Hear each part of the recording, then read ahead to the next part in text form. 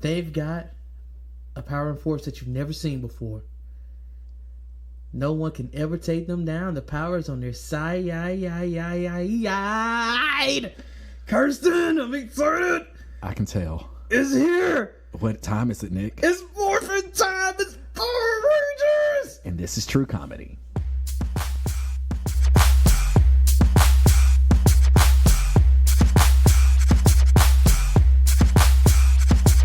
Guess what, Kirsten? What? It's time for another list, man.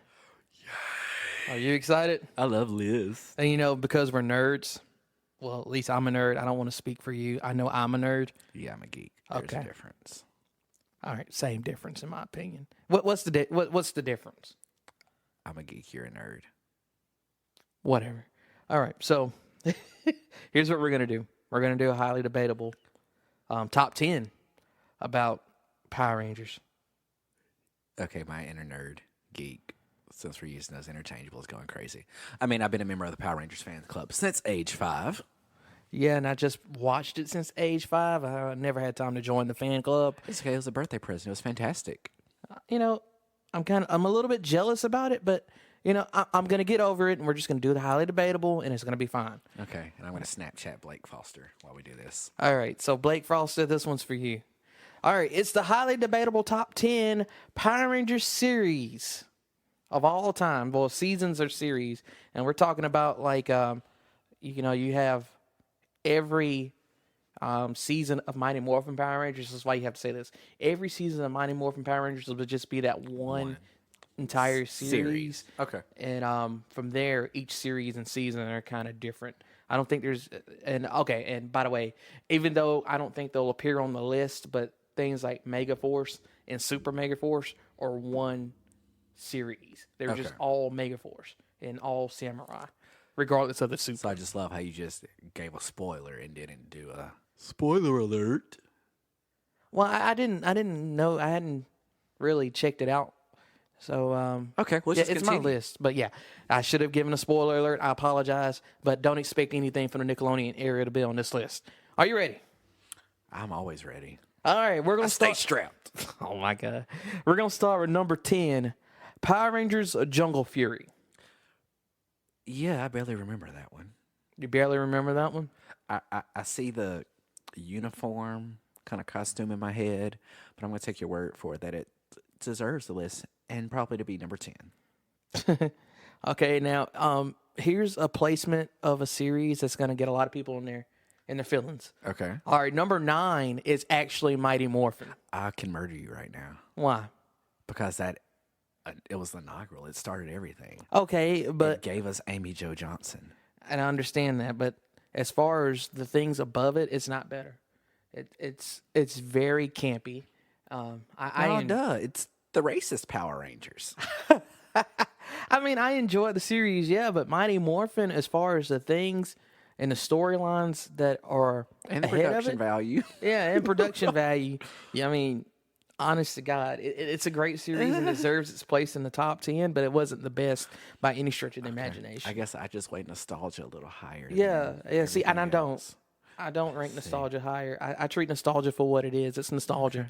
It's like me saying like the Knicks are one of the best franchises in the NBA because I grew up with them and they were good, but they've kind of sucked forever. Oh, I thought it was just because your name's Nick. No, I've been a fan my entire life because my dad's from Brooklyn. Your name's also been Nick your entire life. That's just a bad coincidence.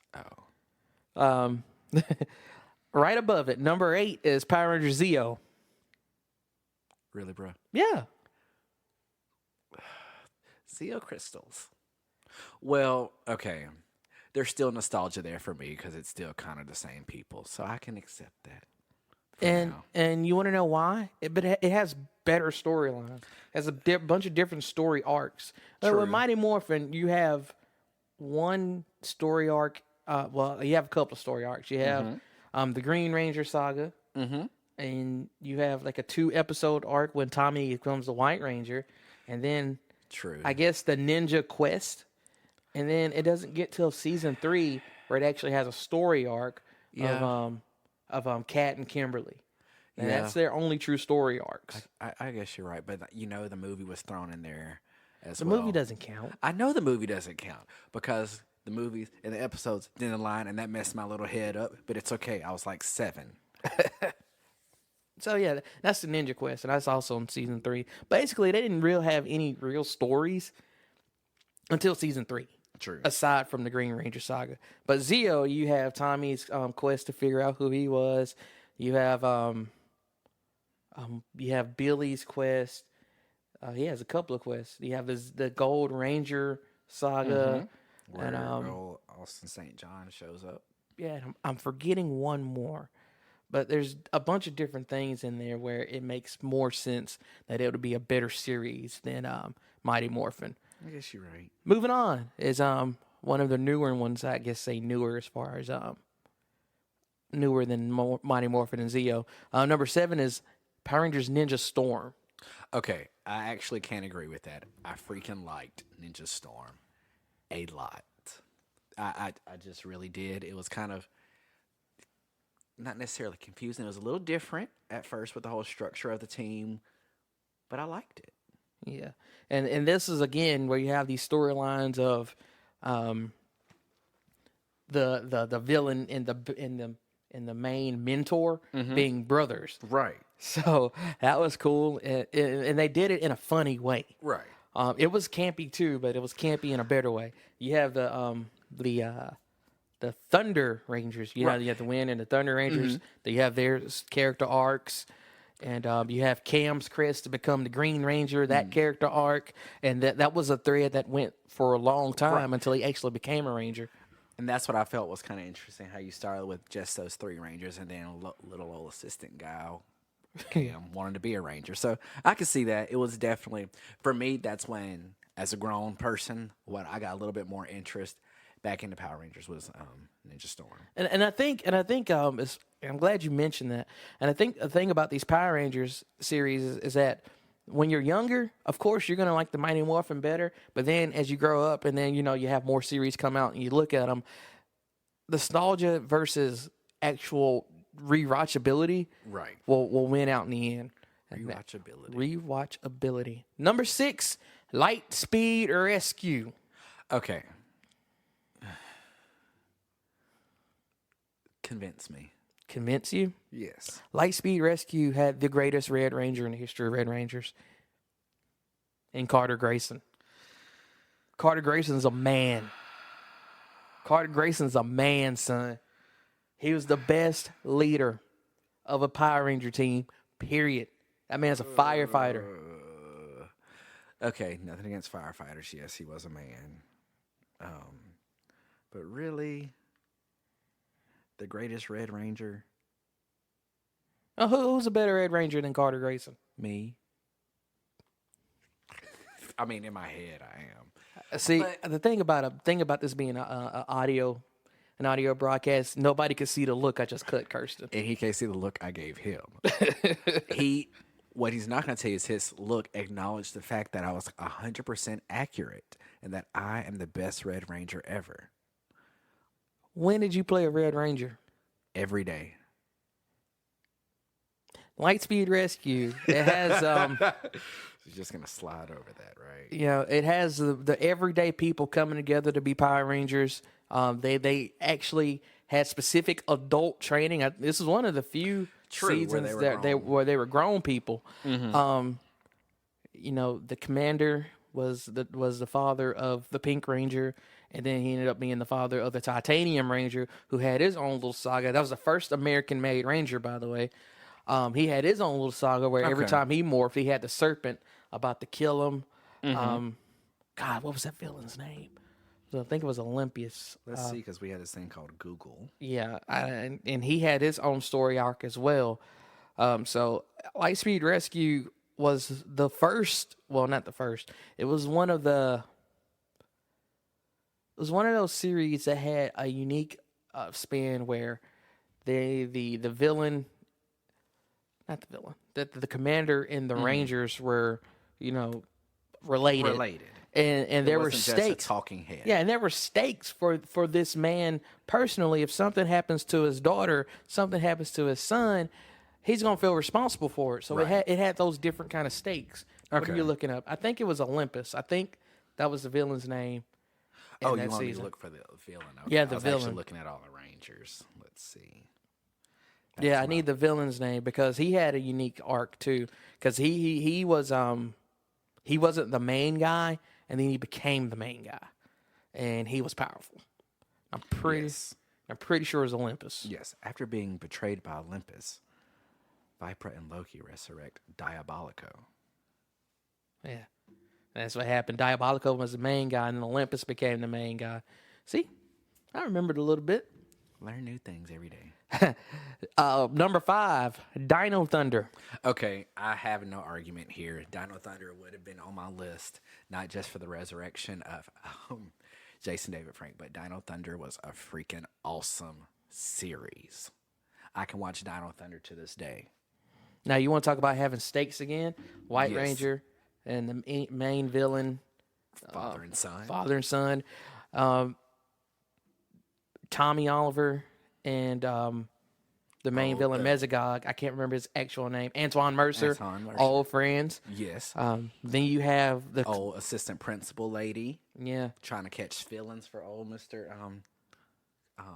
Professor Oliver. Professor Oliver. And then there was a season where they actually went through the history of Power Rangers and acknowledged past seasons, which is something that you don't normally see. Right. And I think if I'm not mistaken, Dino Thunder was anniversary season.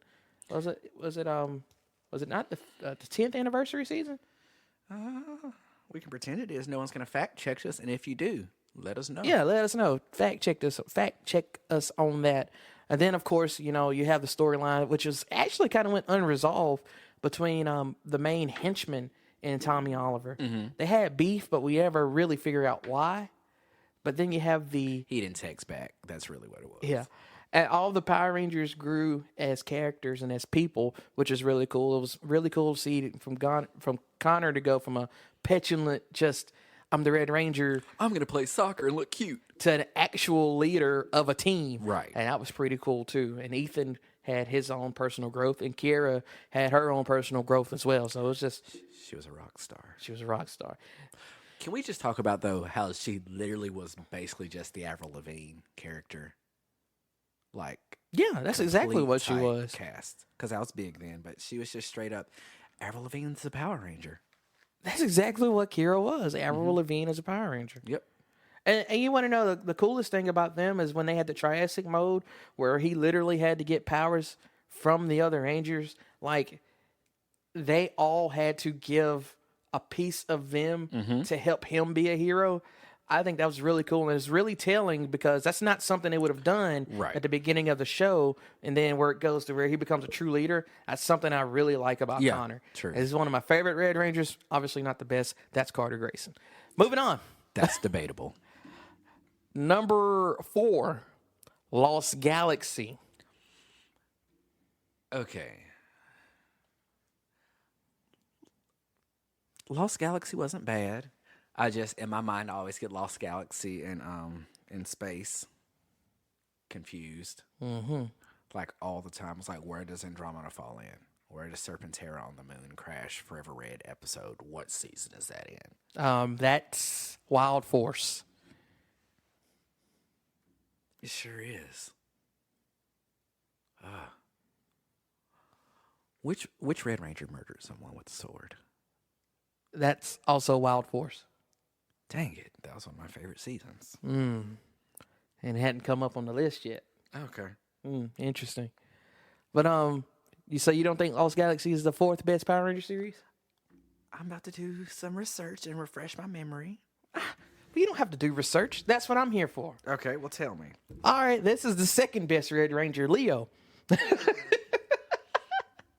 Now that it's coming to memory, yes. His brother Lost Mike Galaxy was pretty awesome. His brother Mike pulls the sword from the stone with the other Rangers, but Mike ends up dying, so to R.I.P., speak. yeah. Sacrifices himself, gives the Quasar Saber to Leo. Leo becomes a Red Ranger, leads a team of I don't want to call them ragtag, but only like 3 people actually worked on the space colony, and the other one was from Mirnoy. That was the Yellow Ranger. I can't remember her name. And then was the Red Ranger who was a stowaway on the ship. They end up going, obviously, across the galaxy, protecting the place from evil. It also has an interesting villain character arc. And good Lord, what is that woman's name? She's the Mantis. Yes. And I can't remember the villain's name. You got so many different characters. You just can't remember everybody's name. But she has a character arc where, again, her dad is the big bad. He gets killed, and then she ends up going into a cocoon, getting powerful, and becoming the big villain herself. And when she becomes a villain, oh my God, she is ridiculous. Well, look, I can just say one thing about her being a villain. The one thing I really learned from that is that one really, really, really, really, really good nap, you just wake up real powerful. Yeah. She went into that cocoon, got that nap, got her sleeps in, and woke up powerful enough to woo, almost died, to take over the galaxy right there. That is a true power nap. And you can't forget, and you know, in Lost Galaxy, a Power Ranger dies. Yeah. Like, the Pink Ranger dies, yo. And Andromeda has to come back. Corone becomes the Pink Ranger. People die in Lost Galaxy. There were stakes in Lost Galaxy that hadn't been present in any other season before. Forgot about that. You didn't think about that, did you? Nope. Yeah, people die. Dang. Yeah, and that's why it's a top 4 series. Okay. Yeah. People die. You might be onto something. I know I'm on to something. I'm good at what I do. Okay. Soapbox. All right. Number 3, Power Rangers Time Force. Okay. I agree. Well, you don't have to debate it. We don't have to debate that. It's just good. It's number 3. It's solid. Yeah. Okay, before I get to my top 2, because I think you're not going to agree with my top 2. I know I'm not going to agree with your top 2. I don't even know what they are. Okay, so what do you think is missing so far? We talked about, we hadn't said anything about Wild Force yet. We definitely haven't said anything about Wild Force. We haven't said anything. Just Wild Force to me was just really good, even though it was really bad at the same time. I would argue that some people when we were putting together this list, I'm talking to people before. Some people will argue that I should have had it at least at number 10 over Jungle Fury, but they don't understand the awesomeness of Jungle Fury, where you have the mentor become a ranger, and then you have a lot of personal struggles and the quest to become jungle masters in that. So people will argue I should have had it on the list. Yeah, SPD wasn't bad either, but I still think Turbo should be on this list, no matter how we switch Divatoxes. Jason really can't grow like that for real. I just liked Turbo. I think you have a high opinion of Turbo because Blake Foster is essentially your friend. Not really. I honestly just like Turbo. Though that's an interesting thing for you to like, considering the fact that it almost killed the franchise. Yeah. It was the campiest of the campy. I still don't understand what Bulk and Skull were doing in that series. Just period. They seem kind of stranger danger. Why are they around? So I see you have a list of different seasons in front of you right now. Okay, so we're at the top 2. Mm-hmm. So, of all the things we've talked about, of all the things that are missing, what do you think the top 2 are going to be? Just take a guess. Because I will be wrong. You didn't include Mystic Force, which I just don't know how you feel about that one. All right. Before we get too much dead air, Yeah. let's go to number 2. Because I was going to cut that dead air out anyway. All right. Number 2, Power Rangers RPM. See, not going to lie, didn't watch a lot of RPM. I know everybody liked it. It's forgettable to me. RPM is quite simply one of the most amazing seasons of Power Rangers you'll ever watch in your entire life. So I need to go watch RPM. You need to watch RPM. If you haven't watched RPM, you need to watch it because every episode matters. Okay. Every single episode matters. That is not important, then. an episode you can skip in RPM. Okay. They all matter. They all build character. They all have every character aside for Jim and Gemma, the Gold and Silver Rangers. Okay, no, yes, RPM does matter. Okay. It's funny you said when you said the Gold and Silver Ranger. Yeah, every character aside from them grows. Every single character in there that has a line who speaks, they all grow. Okay. Everyone. Okay. I can agree with you there. One thing that I noticed wasn't on our list, which I thought would have killed this franchise, was the whole Alien Rangers kind of area. Do we count that as a series? Not really. It's really part of Mighty Morphin Power Rangers. It's like that little gray area between Mighty Morphin and Zeo, only because after Alien Rangers it goes back to Mighty Morphin, then the command center blows up, and then they go to Zeo. Okay. So it technically is like it's Mighty Morphin Power Rangers just under a different name. Okay.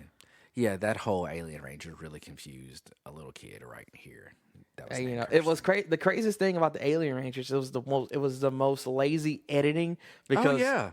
because that's the season that the Shogun Megazord and all the ninja, like all the Japanese stuff, like the Ninja Megazord and the Falcon Zord and the Shogun Zord. That's the season it came from. Right. So it looked weird. It did. We're from Aquitar. We speak like we're underwater. What's water?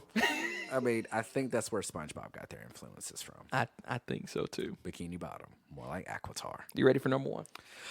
Sure, lay it on me. The number one Power Ranger series of all time. Power Rangers in Space.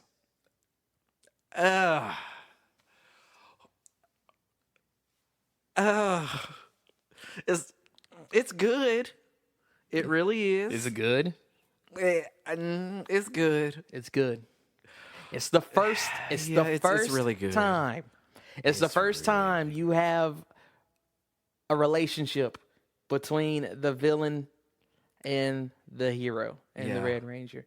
Your mentor is non-existent. Right. It's Your mentor is Alpha. wow. You get what I'm saying? That series should have sucked, man. Your mentor is Alpha 6.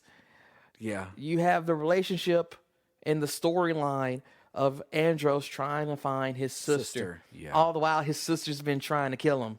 Yeah. You have... That sounds like he just made a sister man. And if you've ever made a younger sister man, I have. You have the flourishing relationship between Andros and Ashley. Yeah. You have TJ, who goes from being the leader of the team to being second in command. You have Carlos, who's trying to figure out what's going on with him. Mm-hmm. You have Cassie, who wants to be a Power Ranger, but at the same time live her life on Earth. Yeah. You have And I really, really, really, really enjoyed how that series started to begin with, because it set those stakes immediately. Absolutely, because in the first episode, you see Zordon's captured. Yes. You see the stakes right there. Like, oh my gosh, Zordon is in trouble. Zordon's in trouble. And then Andros, in his introduction, he's like, I'm looking at all the evil villains right there, and nobody kills him. He escapes. Like, oh, okay. And then you already have the high stakes situation of the other four Rangers getting into space to find help. Yeah. To save Zordon. Do all that stuff. Okay. All the while, you're wrapping up 5 years of storyline. Yeah. You're wrapping up Mighty Morphin Power Rangers, Power Rangers Zeo, Everything. and Turbo, all in this one season. And All then, actually not even in a couple of episodes.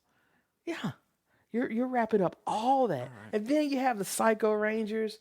Then you have a Ecliptor story and him actually caring for Astronomer, even when they were both re-brainwashed. You make valid points. It's perfect. It is the perfect Power Ranger series. And then on top of that, the action's good. Yeah. Yeah. Think about how, with the Psycho Rangers, going back to the Psycho Rangers, think about how they had to come up with different strategies to beat the Psycho Rangers. This wasn't a matter of, we're the Power Rangers, we're going to always overcome. The Psycho Rangers kicked their butt. Yeah. And they had one strategy where they were all the Blue Ranger, just to beat one Psycho Ranger. You, sir, might have convinced me. Yeah. I applaud you. Thank you. I applaud you. So again, let's run down this list one more Okay. time. All right, so number 1 was In Space. Yes. Number 2, RPM. 3, Time Force. 4, Lost Galaxy. 5, Dino Thunder. 6 Lightspeed Rescue, Yes. 7 Ninja Storm, 8 Zeo, 9 the original Mighty Morphin, and 10 Jungle Fury. Okay. I can see that. Now, if we wait nostalgia, this list would probably be a lot different, at least for me. Mm-hmm. But all right. Power Rangers. Go Galactic. Go Galactic. Shift into Turbo. Oh, that was Lost Galaxy. I forgot what they say. Yeah. Yeah, Turbo would never be anything. If we did the reverse, if we did the worst, if we did the worst seasons, Turbo probably would be number 1. And it really sucks for me. Now listen, I put my personal biases aside when I think about this stuff because I love SPD. You were right. Yeah. I love SPD emergency. Okay? But it ain't a top 10 best series. It just ain't. Okay? Ain't no top 10. It ain't no top 10. Okay. Mystic Force is pretty good too. Yes, it was. And it was between, as far as this 10th spot goes, it was between Mystic Force, Jungle Fury, who won and out, and Wild Force. A lot of people love Wild Force, where I hate it. I love Wild Force. Murder charges aside. And what wasn't going to be on here was any of the new Nickelodeon stuff, period. Except for Dino Charge. Dino Charge had a shot. Okay. It's maybe if this list extended to a top 15, it might be there at 14 or 15. It was pretty good, but it ain't top 10. Well, I'm glad we cut it at 10. Well, that's embarrassing. It's okay. Could be worse. Now, what were you saying? To be completely honest, the thoughts have left me. Oh no, man! You mean we're gonna lose those thoughts forever? It's okay. It's morphing time. Well, Nick, this has been fun. Really nostalgic. Nostalgic? Man, I watch Power Rangers to this day. I know I'm so low-key excited for Beast Morpher Season 2. Austin St. John's coming back. Woo! Yeah, I'm really excited to see all, because, you know, I've seen what happens in Japan with this. It's going to be a really cool team up. They're supposed to have like a new version. You know, yeah, you're absolutely right. I'm not going to spoil it, but just know, I know this is going to be awesome. Okay. I'm so excited. Well, awesome. Thank you, everyone, for listening to True Comedy, a highly debatable podcast. I'm Kirstan Cunningham. And I'm Nicholas Finch. And Nick, let's say, how do people get in touch with you? Drop your social media handles. You can reach me at the NJF on Twitter and on Instagram. Just at the NJF. You know, you find me on Facebook at Nicholas J. Finch. Okay, and you can find me at Kirstan Cunningham on Facebook. I am K-Ham Cooks on Instagram, and K-Ham Speaks on Twitter. Need to change that Twitter. But what you really need to do is jump on and follow us, the podcast, at True Comedy Podcast on Instagram and True Comedy Pod at Twitter. We can also be emailed at truecomedypod@gmail.com. Also, if you want to be featured in a future episode, look at those show notes and drop us a voicemail. You might hear your voice on an upcoming episode. Thanks for listening, and later.